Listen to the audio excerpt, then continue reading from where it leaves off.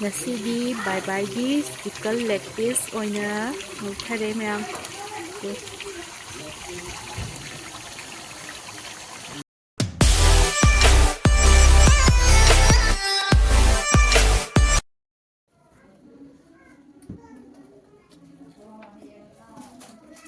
Hi everyone. Mayam ngasidi 2024 gi last mukbang ngasi bye bye numisida ichani ga tawraga charage ado ai ichanupi boarding di thole amajina ichanupi gi mamanabine 2024 gi bye bye numit day 31 sina chahi sida awaba dagi awana mayam leire sije loina puraga chatkiba oirasano ado ichanupi gi mamanabise ngasi ahamba yawbanina ma intro macha am tawhalake nangna ming haidokro ꯑꯩꯒꯤꯅ ꯃꯣꯃꯣꯟ ꯀꯧꯏ ꯑꯗꯨꯒ ꯂꯩꯐꯝꯅ ꯈꯣꯡꯖꯣꯝ ꯁꯝꯕꯔꯥꯝ ꯑꯗꯨꯗꯤ ꯃꯌꯥꯝ ꯆꯥꯕꯧꯔꯒꯦ ꯁꯤꯗꯅ chicken ꯂꯦग piece ꯂꯩꯔꯦ ꯁꯤꯗꯅ chicken ꯊꯣꯡꯕ ꯑꯗꯨꯗꯤ ꯂꯦग ꯄꯤꯁ ꯑꯃꯃꯝ ꯊꯔꯁꯤꯀꯣ ꯁꯤ ꯑꯗꯨꯝ ꯄꯥꯏꯒꯦ ꯁꯦ ꯃꯣꯃꯣꯟ ꯍꯥꯏ ꯄꯥꯏꯔꯒ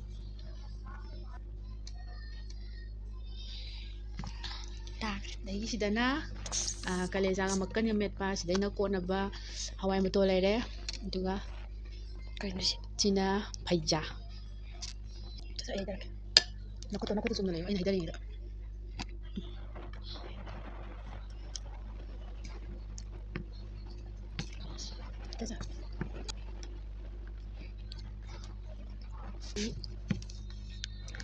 ꯍꯟꯗꯛ ꯆꯍꯤꯒꯤ ꯑꯔꯣꯏꯕ ꯃꯨꯛꯕꯥꯡꯅꯦꯅ ꯑꯉꯥꯡꯁꯦ ꯂꯣꯏ ꯌꯥꯎꯍꯜꯂꯛꯄꯅꯦꯕꯀꯣ ꯌꯥꯝ ꯐꯥ ꯌꯥꯎꯍꯜꯂꯤ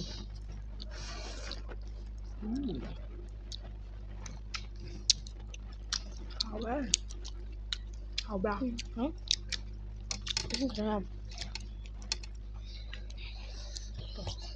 ꯀꯂꯦꯖꯥ ꯃꯀꯟ ꯂꯩꯕ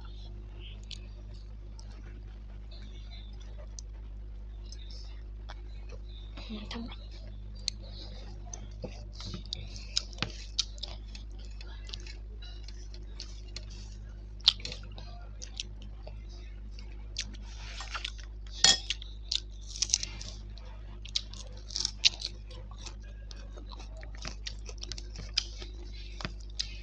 ꯆꯤꯛꯀ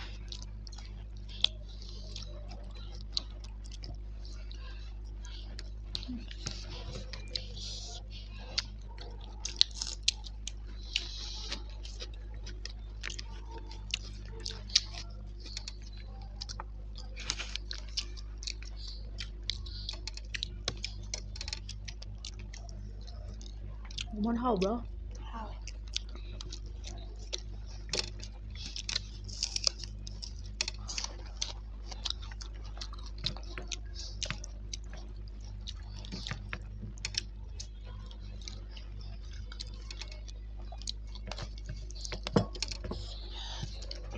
ꯆꯥꯛꯈꯅ ꯑꯍꯤꯡ ꯇꯨꯝꯃꯔꯣꯏ ꯍꯧꯖꯤꯛꯅ ꯑꯍꯤꯡ ꯇꯨꯝꯃꯔꯣꯏꯕ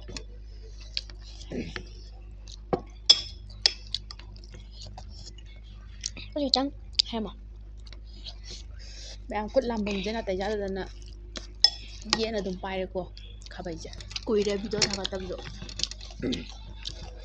ꯑꯩ ꯅꯝꯕ ꯐꯔꯛ ꯇꯥꯕꯅ ꯂꯩꯕꯅꯦꯕꯀꯣ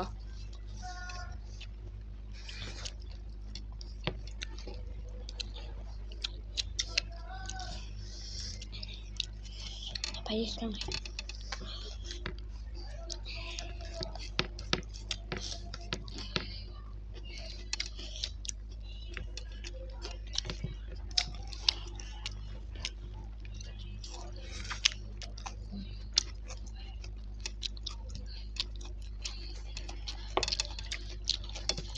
ꯅꯣꯏ ꯀꯂꯦꯖꯥ ꯃꯦꯠꯄ ꯆꯥꯅꯤꯡꯗ꯭ꯔꯣ ꯑꯣ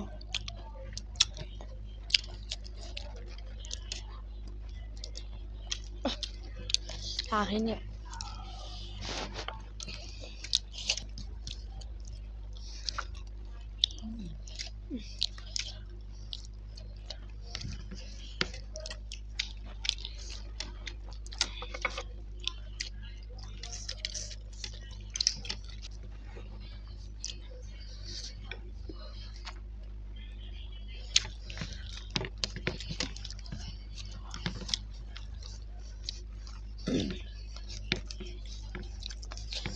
ꯑꯗꯣ ꯑꯉꯥꯡꯈꯩꯁꯦ ꯃꯨꯛꯕꯥꯡ ꯌꯥꯎꯋꯦꯅ ꯂꯛꯅꯕꯤꯒꯅꯨꯀꯣ ꯃꯣꯏ ꯌꯥꯝ ꯏꯀꯥꯏ ꯍꯥꯏꯕꯅꯦꯕ ꯑꯩꯅ ꯃꯦꯃꯣꯔꯤ ꯑꯣꯏꯅꯅꯕ ꯍꯌꯦꯡ ꯆꯥꯎꯔꯀꯥꯟ ꯌꯦꯡꯖꯅꯕꯅꯦꯅ ꯌꯥꯎꯍꯜꯂꯤꯅꯤꯀꯣ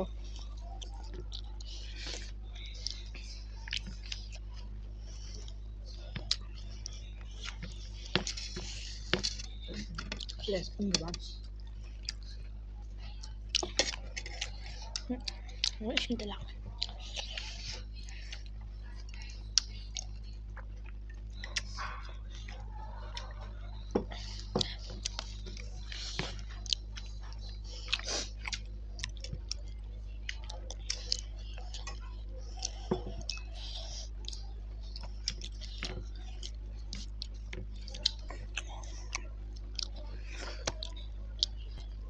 잘라 뭐로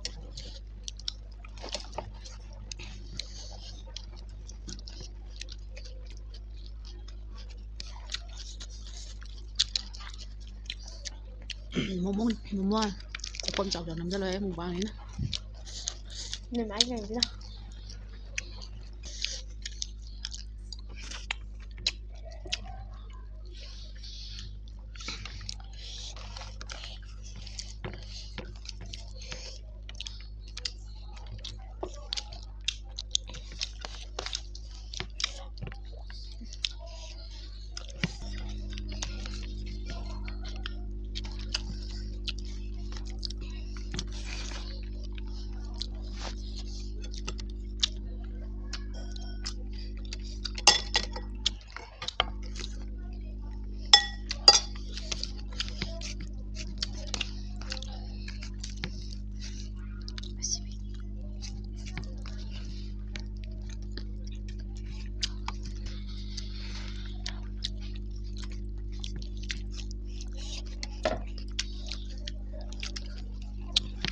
봐.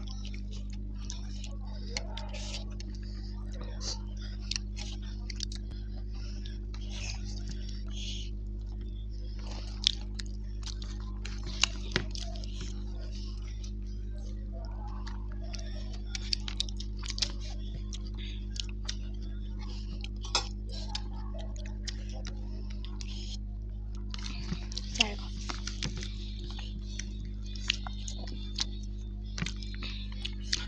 ꯉꯁꯤꯁꯤꯅ 2024ꯒꯤ ꯑꯔꯣꯏꯕ ꯆꯥꯛꯅꯤ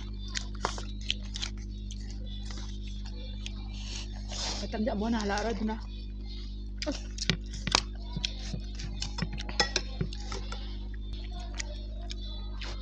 ꯑꯃꯔꯣꯝꯗꯗꯤ ꯚꯤꯗꯤꯑꯣ ꯅꯝꯃꯤꯁꯦ ꯌꯥꯝ ꯀꯥꯟꯅꯩ ꯃꯦꯃꯣꯔꯤꯁꯦ ꯑꯩꯈꯣꯏꯅ ꯆꯍꯤ 1-2ꯒꯤ ꯃꯃꯥꯡꯗ ꯅꯨꯃꯤꯠꯇ ꯀꯔꯤ ꯃꯊꯦꯜ ꯆꯥꯈꯤ ꯆꯥꯛ ꯀꯃꯥꯏꯅ ꯆꯥꯈꯤ ꯀꯅꯥꯒ ꯆꯥꯃꯤꯟꯅꯩ ꯑꯗꯣ ꯈꯪꯗꯦꯗꯅ ꯍꯌꯦꯡ ꯈꯔ ꯂꯩꯔꯒ ꯑꯍꯜ ꯑꯣꯏꯁꯜꯂꯛꯄ ꯌꯥꯏ ꯑꯗꯒꯤ ꯅꯣꯏ ꯂꯩꯁꯥꯕꯤ ꯐꯥꯔꯛꯄ ꯌꯥꯏ ꯃꯇꯝꯗꯨꯗ ꯎꯗꯣꯏꯅꯦꯕ ꯌꯦꯡꯗꯣꯏꯅꯦꯕ ꯅꯣꯛꯇꯣꯏꯅꯦꯕ ꯑꯗꯨ ꯐꯠꯇ꯭ꯔꯥ ꯍꯥꯏꯗꯤ ꯏꯀꯥꯏꯖꯩ ꯑꯩ ꯅꯪ ꯈꯪꯕ ꯄꯣꯠꯁꯦ ꯑꯉꯥꯡ ꯀꯥꯟꯗ ꯅꯝꯕ ꯄꯣꯠꯁꯦ ꯈꯤꯇꯪ ꯆꯥꯎꯈꯠꯂꯀꯥꯟꯗ ꯌꯦꯡꯕꯁꯦ ꯏꯀꯥꯏꯖꯩ ꯅꯪ ꯍꯧꯖꯤꯛ ꯑꯉꯥꯡ ꯑꯣꯏꯔꯤꯕꯩꯅꯤ ꯍꯌꯦꯡ ꯈꯔ ꯌꯥꯝ ꯆꯥꯎꯔꯀꯥꯟꯗ ꯁꯤ ꯑꯩꯅ ꯇꯧꯔꯤꯁꯦ ꯑꯄꯣꯡ ꯏꯐꯥ ꯐꯥꯔꯒ ꯅꯝꯕ ꯑꯣꯏꯇꯥꯔꯁꯨ ꯁꯤ ꯑꯩꯅ ꯇꯧꯔꯤꯁꯦ ꯌꯥꯝ ꯅꯨꯡꯁꯤꯗ꯭ꯔꯥ ꯑꯝꯇ ꯍꯥꯏꯔꯣ ꯑꯩꯒꯤ ꯃꯣꯖꯥ ꯐꯨꯔꯤꯠ ꯂꯤꯠꯂꯒ ꯏꯁꯀꯔꯠ ꯁꯦꯠꯂꯒ ꯊꯥꯕꯜ ꯆꯣꯡꯕꯩꯗꯣ ꯏꯀꯥꯏꯖꯩꯕ ꯑꯗꯨ ꯍꯌꯦꯡ ꯈꯔꯗ ꯉꯥꯏꯔꯦ ꯂꯩꯁꯥꯕꯤ ꯐꯥꯔꯀꯥꯟꯗ ꯑꯁ ꯅꯨꯡꯁꯤꯌꯦ ꯑꯩ ꯇꯧꯔꯤꯁꯦꯅ ꯍꯥꯏꯗꯣꯏꯅꯦ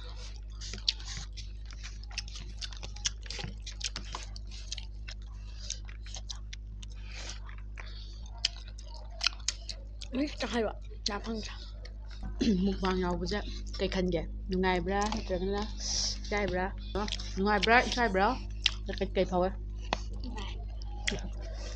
ꯃꯤꯗꯤ ꯄꯨꯡ 12ꯐꯥꯎ ꯇꯨꯝꯗꯕꯤ ꯉꯥꯏꯅꯅꯤ ꯍꯦꯄꯤ ꯅ꯭ꯌꯨ ꯏꯌꯥꯔ ꯂꯥꯎꯕꯒꯤ ꯃꯣꯏꯁꯦ ꯇꯨꯝꯕ꯭ꯔꯥ ꯅꯪꯁꯤ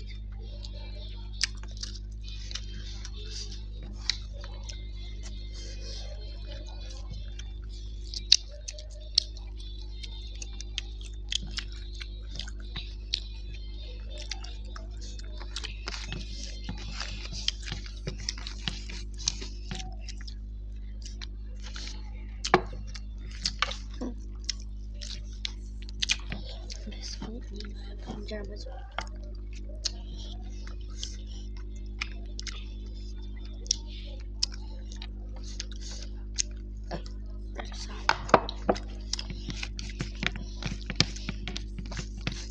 ꯃꯥꯅ ꯍꯥꯏꯒꯗꯧꯔꯦ ꯑꯩꯈꯣꯏ ꯑꯅꯤ ꯆꯥꯕꯅꯤ ꯑꯩꯈꯣꯏ ꯃꯥꯅ ꯍꯥꯏꯒꯗꯧꯔꯦ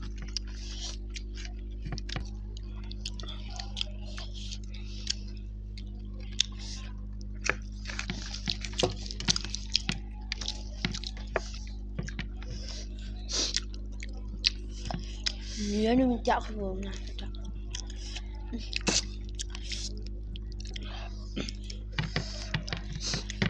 Breakfast masih lengket dah mohon je. Chọc từ rồi chọc đi qua.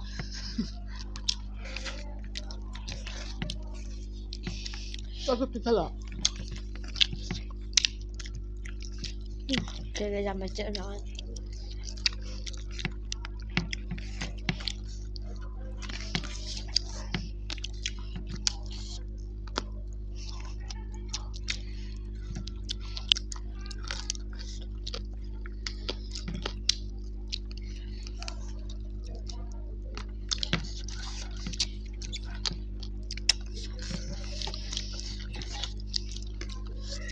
Mấy ông sẽ khát tay lắm mà nè.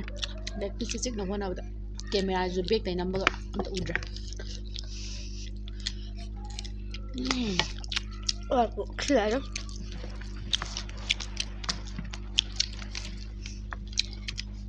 Pasal di okey pata ba ne chagi ba mayam do puk tene ta do je puk than kala pata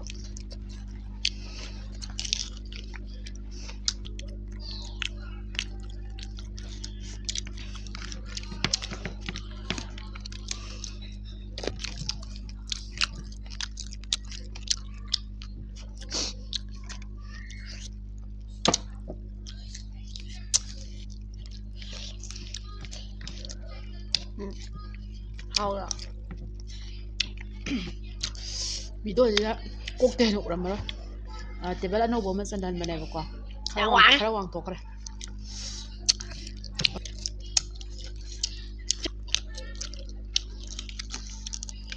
Mà tôi ngồi vậy. Alu như đây. video manawo alu lo ram dai ta sang khale yaw ne na ai to sala ai to sala ai Mà cái gì đó. Jadi mayam ngasi mukbang saya loisinjare 2024 gi last mukbang. Bye bye.